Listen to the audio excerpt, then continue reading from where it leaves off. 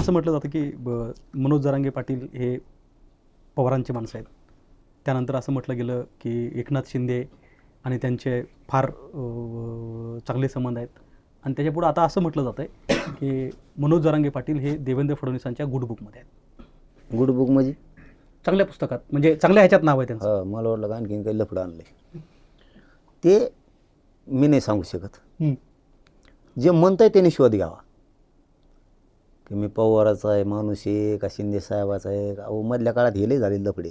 तुम्ही म्हणता पवाराचं आहे, आता त्याला देवेंद्र फडणवीस म्हणते तर त्यांनी सगळं शोधून बघितलं कोणाचा माणूस, त्याला काही सापडलं नाही.